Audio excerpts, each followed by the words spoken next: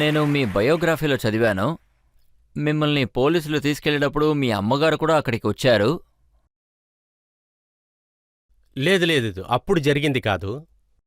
నేను అది సపరేట్గా ఉన్నప్పుడు ఏం జరిగిందంటే, ఇతన్ని ఈ జైల్లో ఉంచొద్దు, మనం సెంట్రల్ జైలుకి పంపిద్దాం అన్నారు. ఎందుకంటే అటుపక్క నుంచి 250 మంది, ఇక్కడ నేను కూడా విప్లవం చేస్తున్నాను గవర్నమెంట్కి ఆపోజిట్గా. ఇటుపక్క నుంచి నేను ఒకటి చెప్పానంటే అక్కడి నుంచి 250 మంది సమాధానం ఇస్తారు.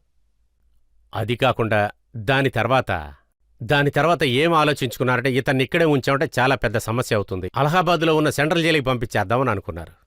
అప్పుడు నన్ను తీసుకొని వెళుతున్నప్పుడు రైల్వే స్టేషన్లో చాలా ప్రజలు ఎక్కువగా ఉన్నారు. అక్కడ మా అమ్మ, మా ఆవిడ, చుట్టుపక్కన ఉన్న ఆడవాళ్ళందరూ, చాలామంది ఆడవాళ్ళు అక్కడే ఉన్నారు.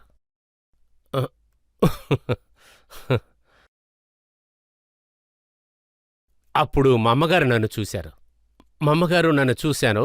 నేను పోలీసుల మధ్యలో ఉన్నాను. ఏం జరిగినా సరే నువ్వు వాళ్ళ దగ్గర క్షమాపణ అడగొద్దు అని చెప్పారు. జీవితం మొత్తం నీకు జైలు అయినా పర్వాలేదు, నేను చూసుకుంటానని చెప్పాను.